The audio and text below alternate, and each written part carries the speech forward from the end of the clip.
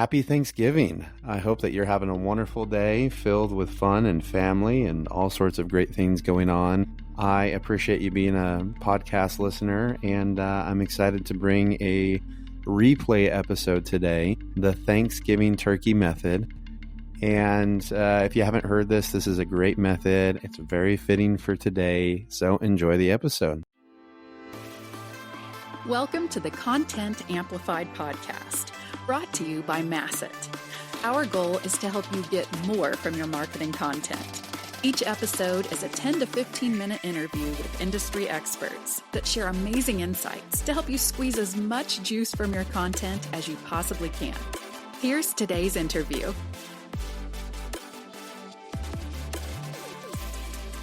Welcome back to another episode of Content Amplified. Today I'm joined by Lindsay. Lindsay, welcome to the show. Thanks for having me.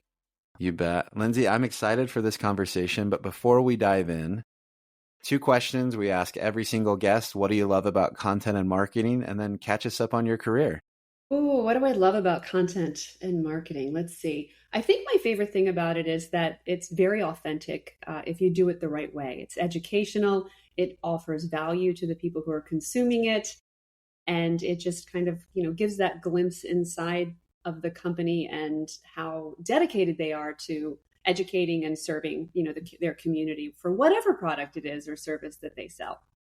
And then just a tiny bit about me. Been in marketing since the late 90s, worked my way through a lot of different companies, large to small. Been a HubSpot partner, had a couple of HubSpot agencies, and now I'm with Sonar Software. And I am just having a blast so far. I love it. I love it. And that's the coolest name ever for a company, by the way. I love that name. Thank you. So, Lindsay, this term is something that I am obsessed with, that you shared with me, that I'm really excited to talk about. And it's the idea of the Thanksgiving turkey concept for content. And I'm just hungry thinking about it. I love Thanksgiving turkey, but when it relates to content, what do you really mean about the Thanksgiving turkey concept? What does that mean?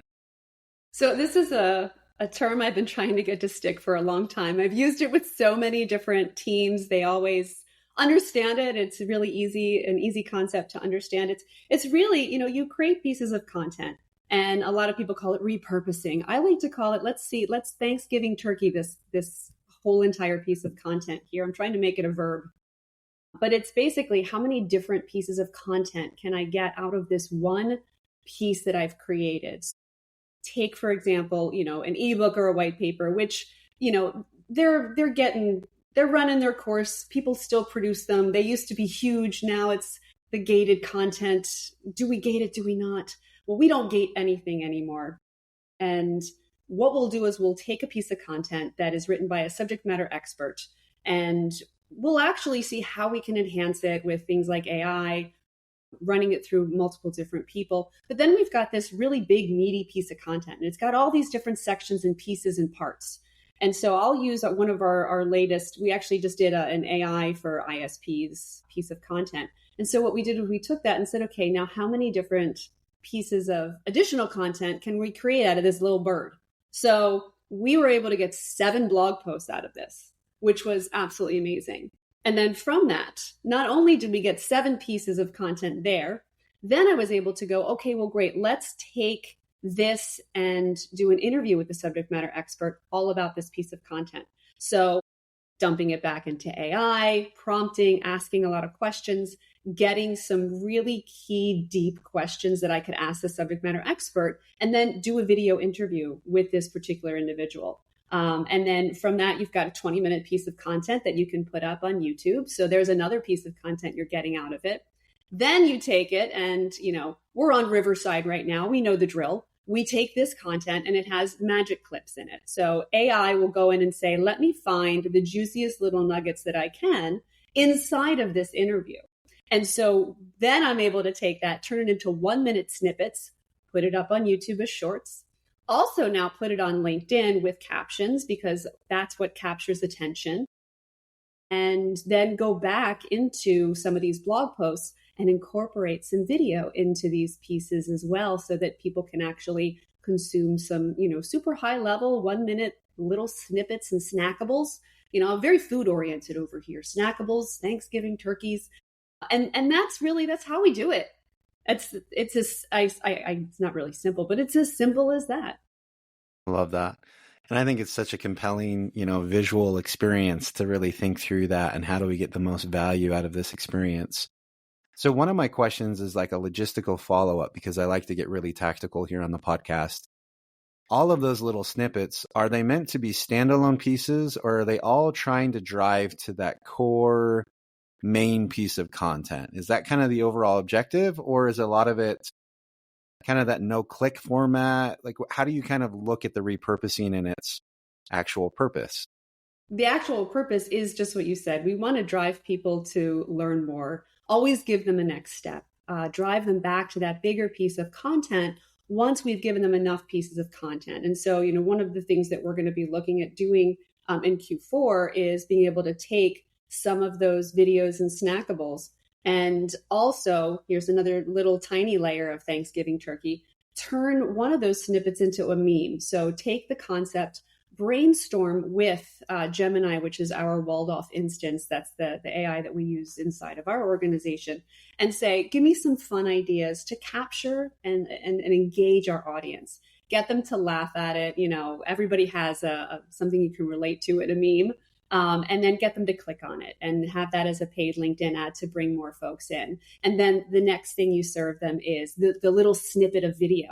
Okay, great. That's amazing. Okay, I can invest 60 seconds and maybe I don't even listen to it because I have the captions there and I can say, wow, I resonate with that one thing that this expert is saying about, AI inside of my ISP and how to use it. And then, the step after that is, let's, hey, there's a full blog about it with additional pieces of video content within it, and then driving them maybe to the blog. As effective as it is to get people to actually fill out the LinkedIn form, I want to just keep educating them to the point where they're just ready to ask us. Like, I want to see this demo now.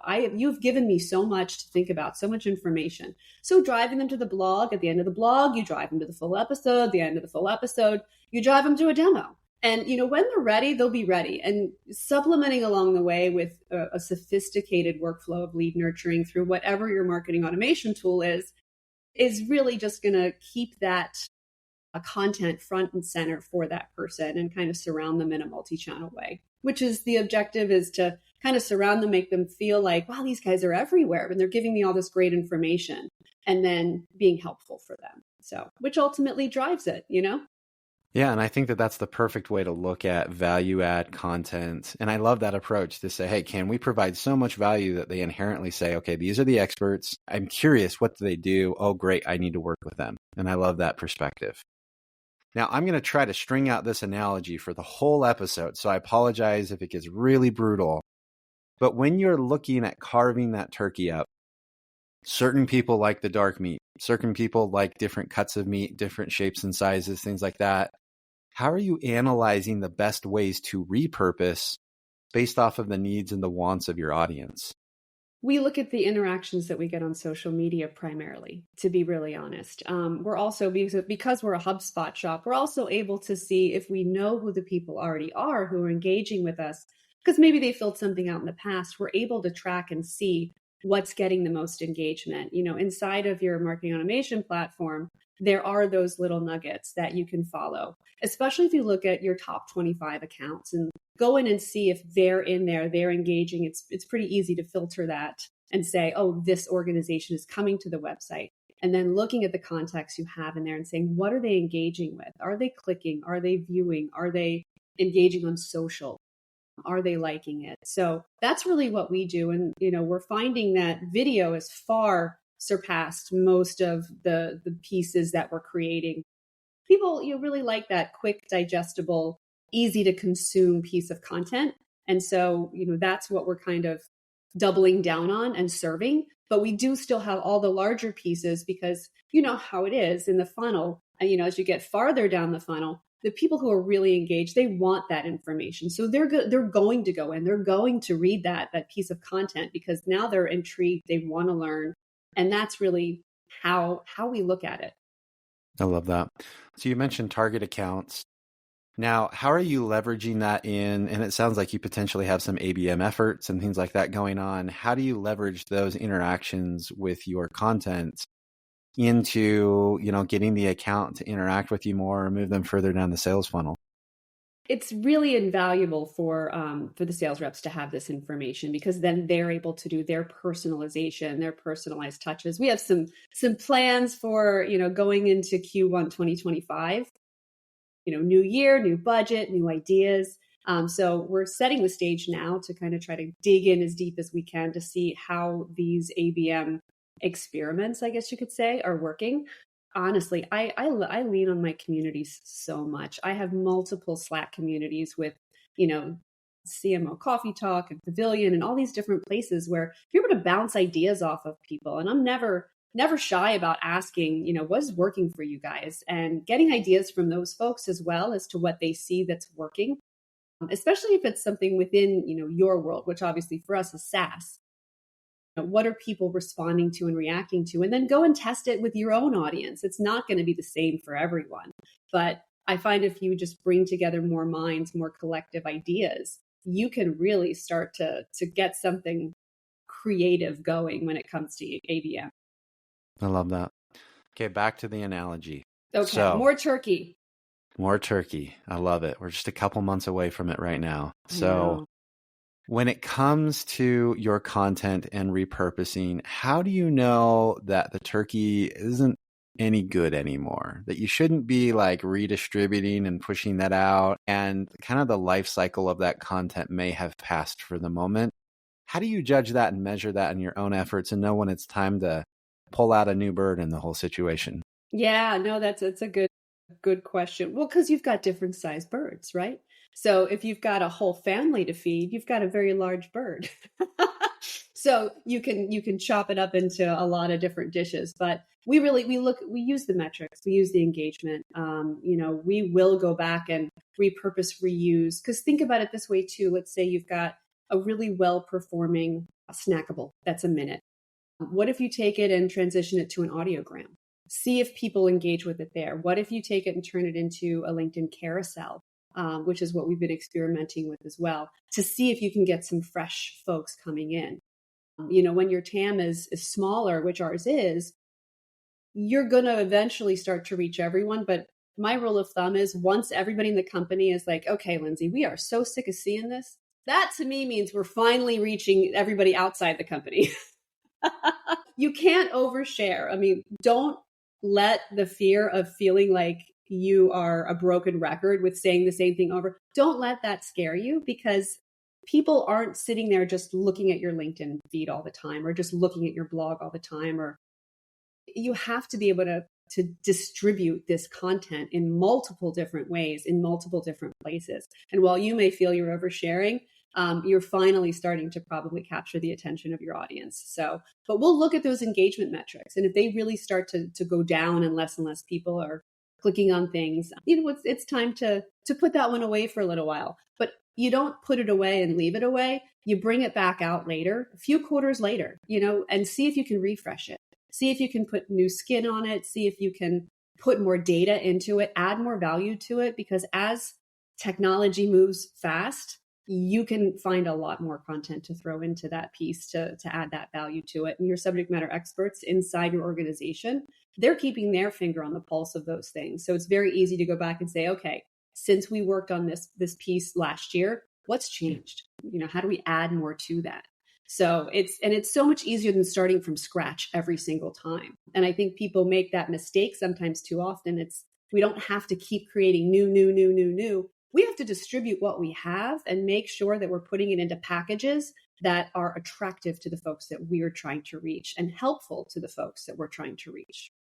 I love that. And you jumped the gun on me right there, because I was about to ask, how do you prevent it or how do you use your leftovers actually and kind of repurpose? I love that you're injecting new life into it. I think sometimes as marketers, we'll go back into the archive and say, great, we have this old piece of content, we should use it again. But I love this concept of saying, hey, let's go back to that subject matter expert. Maybe let's get an update or get a new take on it and a new spin on it and incorporate that back into the piece of content. It's almost like you're rejuicing up the bird and making it tasty again because there's something new and incorporate it into that. Yeah. And Ben, think about it this way too. Like you have your subject matter experts, but now you have all of these large language learning models that as long as you've got it, tuned in properly, then you understand how to prompt and how to ask it the right questions. You can actually get that to help you as well. That is a really, really valuable tool for getting even deeper insights into what's going on in the industry, because these things are always learning. And if they can give you ideas that then you can take back to the subject matter experts, brainstorm with them as well. You can brainstorm with a large language learning model and then take it to the SME. And it's such a deep way to get to the root of a lot of these challenges that people are experiencing so you can answer their questions. I love it. Lindsay, I think that's a great stopping point for us today. I think that this was a great episode. I learned so much. I love the analogy. I love everything about it. Lindsay, I'm sure there are going to be people that are curious and want to continue the conversation, potentially connect with you on some of these networks, but how and where can they find you? Absolutely. I am a LinkedIn person for sure. So if you go to linkedin.com/in/Lindsay Kelly, all smushed together, and it's Lindsay with an AY, Kelly with an EY. Would love to connect with you folks. Just drop a note in there so that I know that you're coming from Ben. Love it. Perfect. Well, Lindsay, again, thank you so much for the time and insights today. Thanks for having me, Ben. Thank you for listening to the Content Amplified podcast. Please subscribe and leave us a review. And for additional ways to get more out of your content, visit our website at getmasset.com. That's getmasset.com. And tune in next time to the Content Amplified podcast.